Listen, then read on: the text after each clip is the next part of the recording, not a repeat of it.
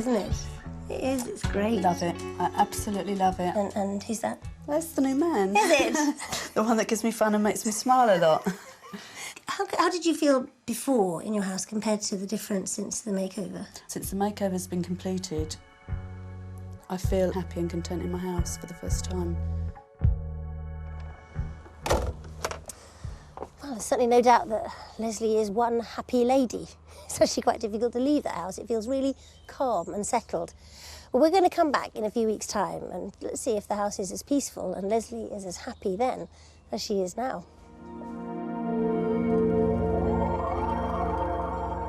I'm totally and utterly at peace with my home again. Very, very relaxed, calm. I love absolutely everything that's been done. I guess what's happened in the house has made it feel like it's my home again, that there's no remnants of a past relationship, that I'm ready to move on. It's been an ongoing sort of progression of feeling more and more positive as time goes on, but definitely this has given me a real confidence boost, a real good lift.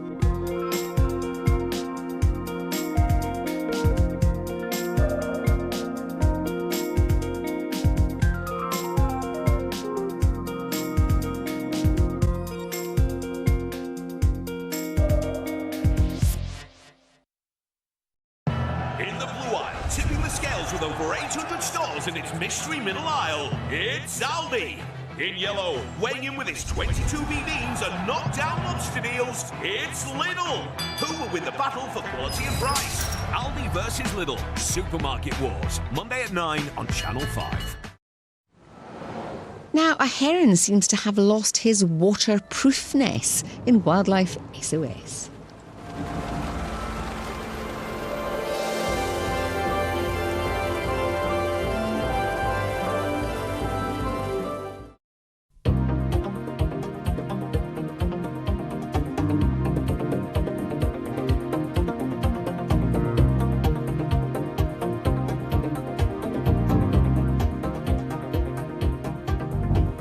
In Britain, we have a great variety of wildlife, but all too often wild animals fall sick or get injured or become orphaned.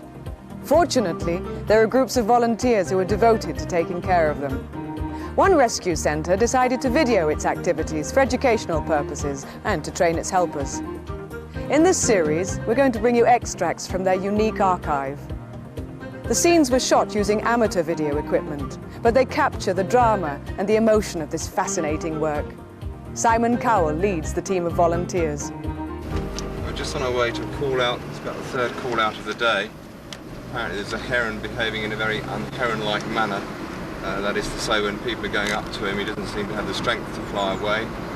And apparently his wings look very wet, which means for some reason he's lost his waterproofing. It's just a matter of getting there, seeing what we can do for him and probably having to bring him back to the centre. When we first got to the site, all I could see was a very fit heron enjoying a very nice breakfast. It wasn't until I looked further downstream that I could see a heron certainly floundering in vegetation. His wings indeed were very waterlogged, and he was obviously totally unable to fly, and even unsteady on his feet as well. On closer inspection, both the wings and his chest were very, very waterlogged, and the wings were also hanging at a funny angle. Meanwhile, the other one had got very scared of people being so close and flew off in a true heron-like fashion. This one just looked like a crumpled mess. It was now a matter of trying to head him off before he got back to the water again. Always very difficult, and although he was very bedraggled, he still had a lot of energy. Trying to get in front of him would be very difficult, as there was a lot of vegetation and tree roots. He did in fact manage to slip into the water, but as he swam towards the bank, he once again got trapped in the undergrowth, which gave me the opportunity to get down beside him and try to scoop him out of the water.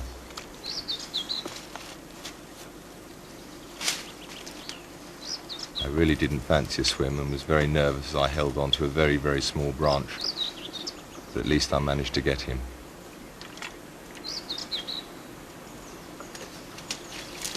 I must point out that this is a very dangerous manoeuvre and something even I shouldn't have done. It's very important with a bird of this type to get hold of the beak or to stop the beak stabbing at you, so one must hold the neck although I was trying to balance and do everything at once. In fact, the only way I could actually get myself back onto the bank was to let the bird go, and hoping that he wouldn't go too far before I could re-catch him again.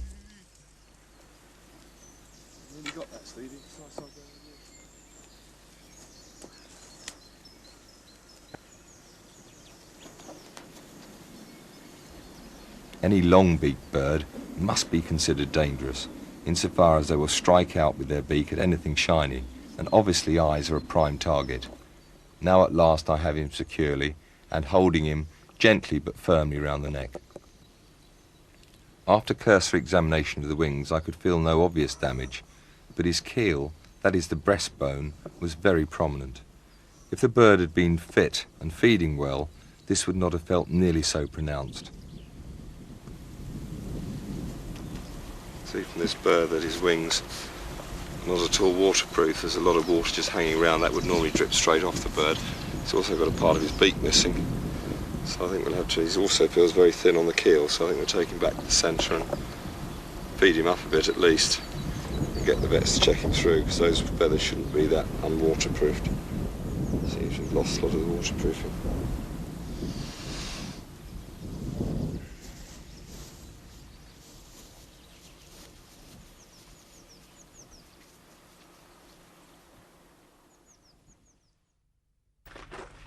Well, a phone call to say that somebody has a badger between their house and next door's house in the middle of the day has got to be investigated. We went hot foot to the scene to find exactly that, which was very surprising.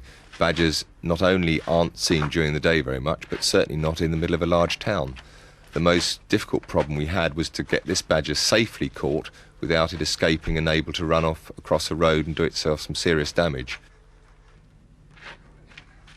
The gap between the two houses was only some 18 inches, which is pretty much the same size as my stomach, which is very worrying. And on top of which I could only use the grasper with one hand, which didn't give me very good purchase and meant the badger could quite easily slip out of it. If the badger went backwards, it could damage somebody standing the other end of the fence, and if it went forwards, I'm sure it would have a large hunk out of my legs. So it was a little bit concerning all round. He was trying to get the badger caught and steadily and be able to get two hands around the grasper to keep the tension on it. Graspers are great instruments to catch animals, but you have to treat them with great respect because the pressure must be exactly right so it does do no harm to the animal at all. The badger, once caught, will always fight very hard. This certainly looked an extremely fit and extremely well-fed badger. It's always very tempting when you get a badger in this position to pick him up by the scruff of the neck, but please believe me when I say there is no scruff, it's all solid muscle, and you must rely on the grasper. It won't do the badger any harm, and it's certainly much, much safer for the capturers. This badger really looked extremely fit, extremely well fed, but obviously it was important that we didn't release him during the day, or he could well end up to the same fate he's befallen now. So we take him back to the centre, have a very quick look, and that night, without much doubt, he would be back out to the wild where he belonged. Much of our wildlife is, I'm afraid, affected by man and his motor cars. This cygnet had been hit by a car and the people had just driven straight off. One never knows whether it's because they just don't care or whether they didn't know who to contact. Luckily, the car behind stopped and somewhat bravely picked up the cygnet, put it in their boot and brought it straight over to the centre. Looking at the cygnet's foot, it was very obvious that it needed to see a vet, and quite quickly. So I took it immediately to Greg Kovar, who is one of the vets who kindly donate their services to the centre. There's a good fella. Nasty mess, Greg. Nasty mess. Greg spent some considerable time examining the foot and the leg to make sure he knew the extent of the damage. And as the bird was in quite deep shock, we decided not to operate for a few days. Even though the swan was in very close contact with humans, and obviously in severe discomfort, it remained remarkably calm, whilst Greg dressed and cleaned the injured area using a special paraffin bandage that would not adhere to the wound. This type of injury regrettably occurs because a swan flying over a wet tarmac road will be deceived into thinking that it's a surface of water, and not until it lands does it realise its rather major mistake. To prevent further damage prior to the operation, a splint was strapped firmly in place. This would keep the limb stable and protected.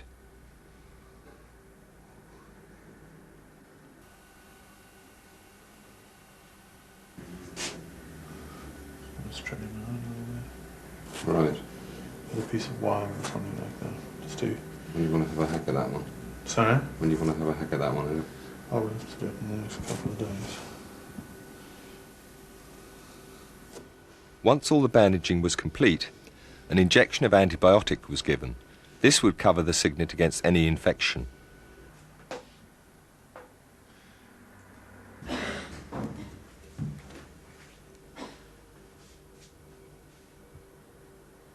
One millimetre 24 hours and then have him back when? When are we going to operate on you, boy? It'll be tomorrow or Thursday, but keep him out of the water, obviously. Sure, we'll keep him in the deer shed. Keep him in the deer shed, keep that bandage on. If it comes off, put another one on. All right. And we'll try and do something for him in a couple of days. Yeah, we're going to be lucky with him tomorrow, otherwise Friday. Right. Come on then, Twinkles. Where are we going? Where are we going? He said goodbye. The fox that we had rescued from Surbiton in last week's episode was clearly very unwell. Jill and I examined him back at the centre, and he was every bit as bad as we had feared. Having taken his temperature, it was very high, way above normal, which indicates the spread of infection.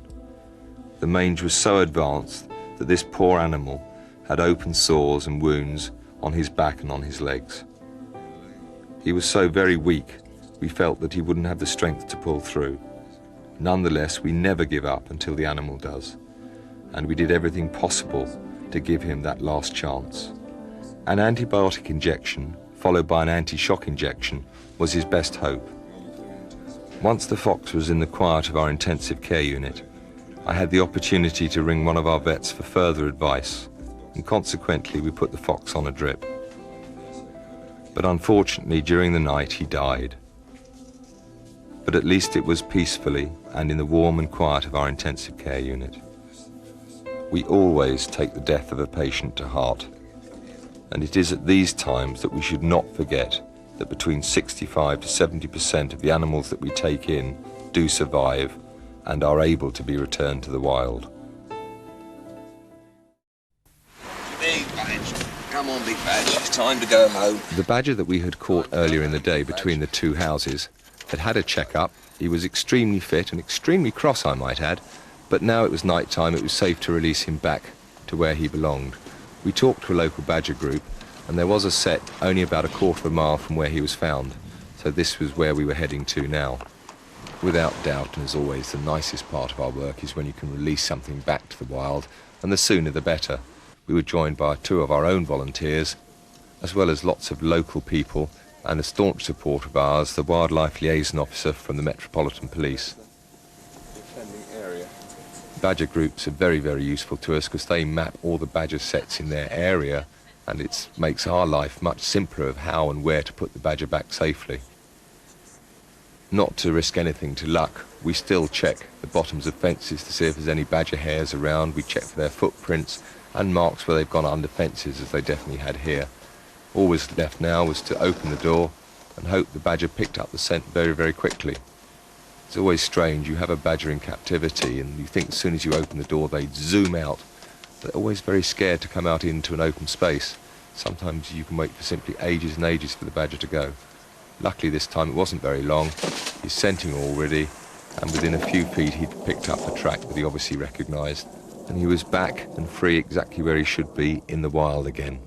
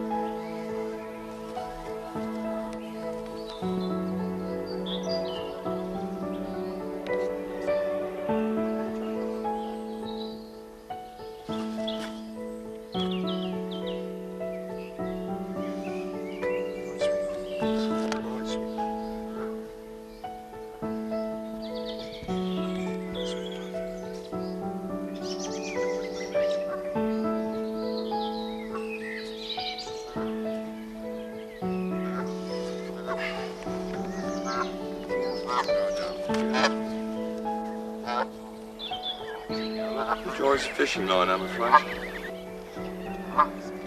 Lovely.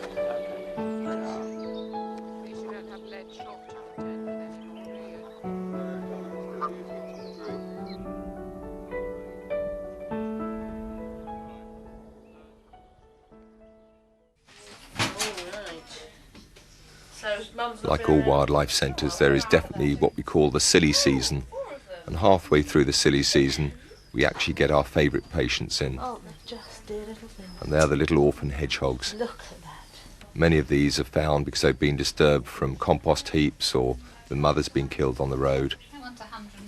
And in they come in their droves. Because they normally come in nests of 4 or 5, each hedgehog has to be marked with a different colour. This enables us to monitor its progress and take its weight and know if there's something wrong with it. Lynn was one such person who brought some hedgehogs into us which she'd found in the middle of her garden. She showed great compassion and interest in what we were doing, so we went about the idea of suggesting that she may like to raise them herself. She looked and watched and seemed very interested to learn. We then showed her how to toilet them and to feed them and to look after them in general. But obviously she would bring them back to the centre every single week so that we could monitor their progress. We are fortunate to have a vet visit us most days. Today, Rosie Smith, who is one of our regular vets, called in not only to check new arrivals, but also to monitor and assess ongoing cases. We keep very detailed records on every patient. This enables us to build up case studies which we have found to be invaluable for growing our knowledge on the treatment of wildlife. This little owl had been with us for several weeks, having been found at the side of a busy road. It was suffering from concussion, so had probably received a glancing blow from a car. He's putting on weight, though, by the looks of things. Yeah. And so he's eating all right. Yes, he's having one force food a day at the moment. He can have force foods, some force foods, and he's been going in, so we've cut him down to one force food a day at the moment. He'll probably come off that quite soon.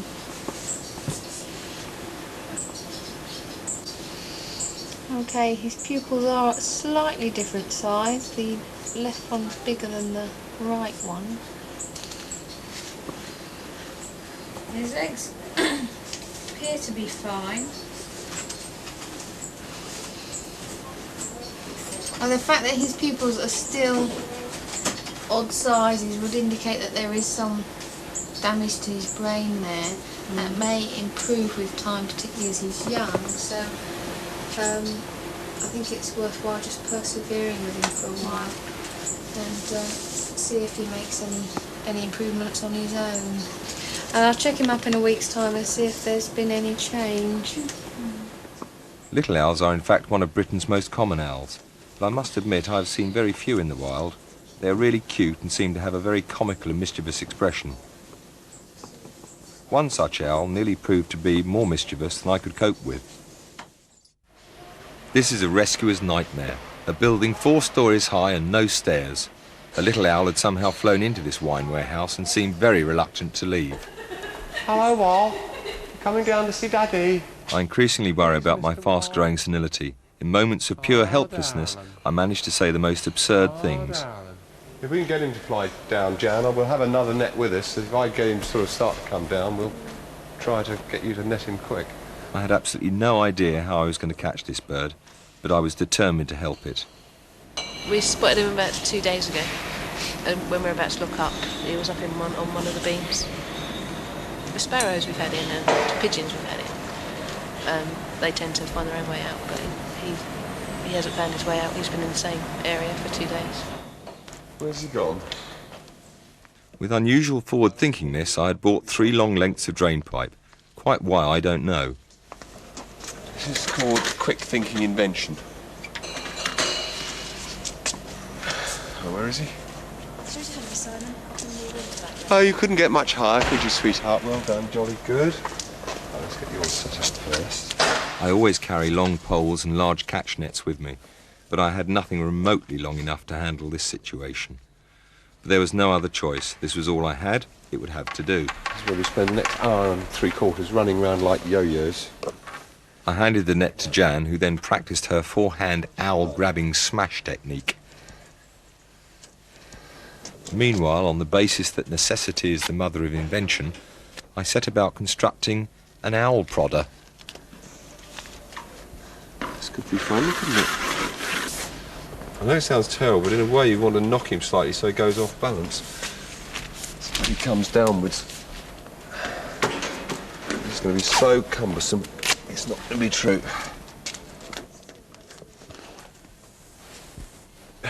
This is going to be ludicrous. This did in fact prove to be the most useless, unwieldy contraption that I'd ever dreamt up. The owl must have been laughing his head off, but at this stage I had no other idea.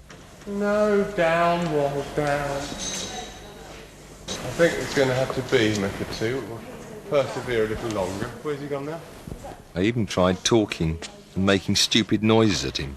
Come on. Go on. Come on.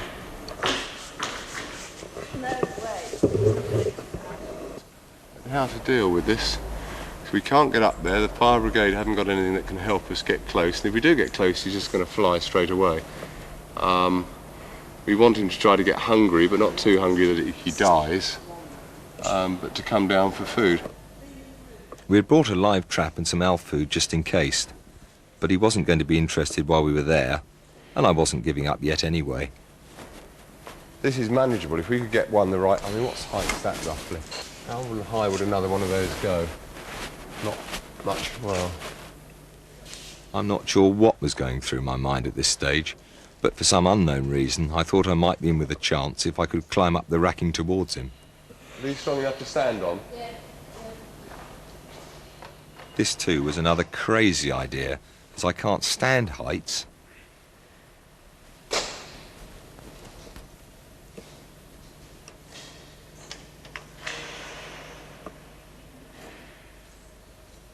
The owl must have felt very safe, as he wasn't even bothering to look at me.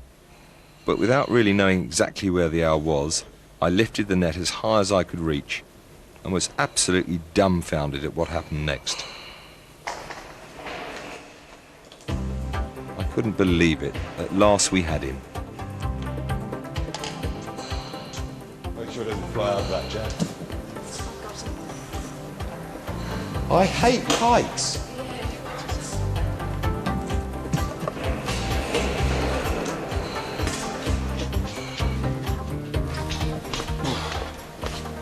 Well, that was a bit of luck, wasn't it?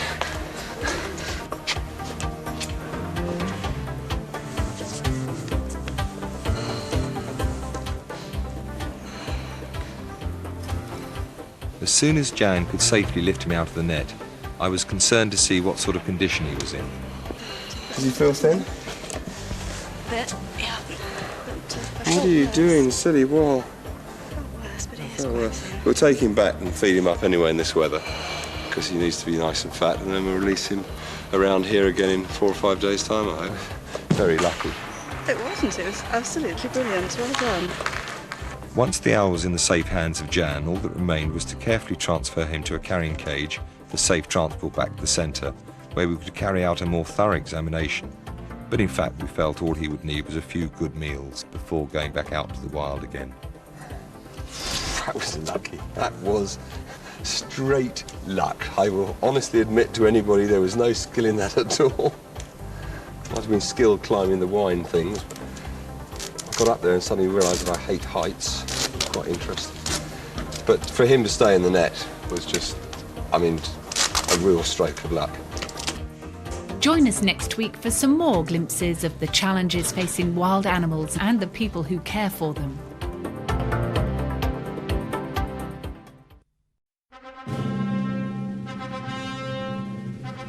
Therese, you are the fairy tale ending I've always wanted. Baker. Why are you here? Gail? I'm about to get married. Do you think you're going to be the one to change him? Neighbours, weekdays at 1:45 and 5:30 on Channel 5.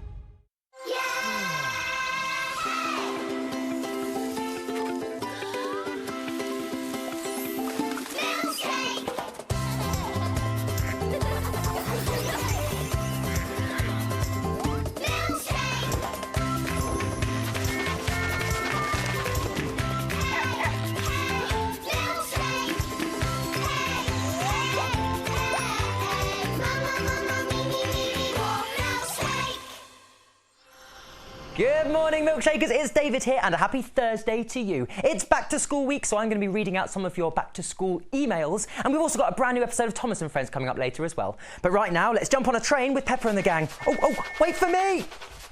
I saw a house the other day with ice cream all over the roof. Oh, yeah? It had been deserted. Milkshake, sponsored by very.co.uk. I'm Peppa Pig. This is my little brother George. This is Mummy Pig. And this is Daddy Pig. Peppa Pig. The train ride. Today, Peppa and her friends are going on a train ride.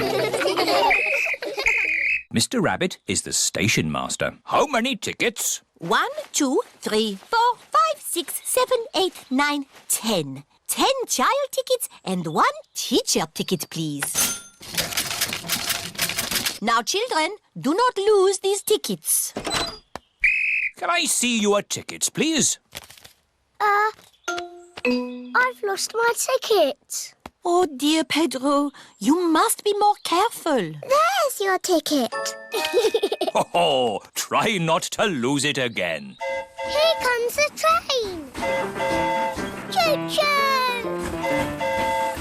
Miss Rabbit is the train driver. All aboard!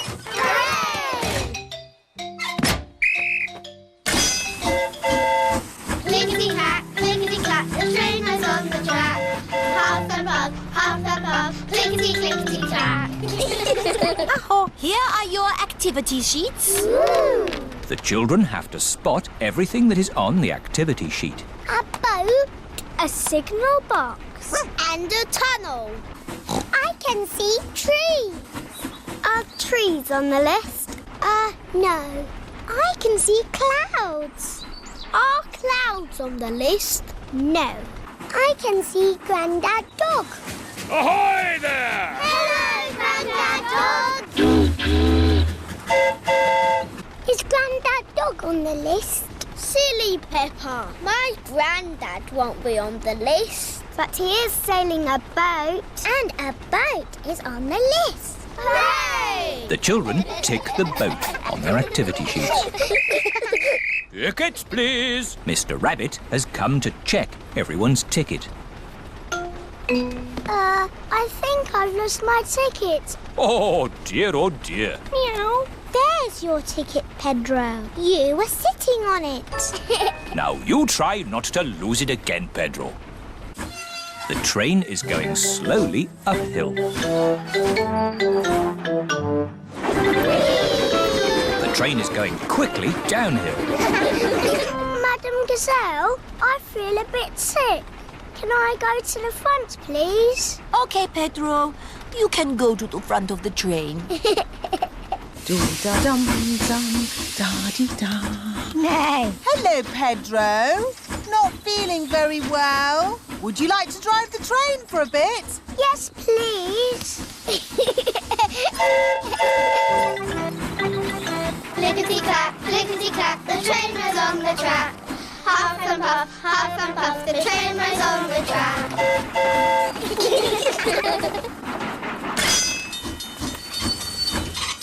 A signal box.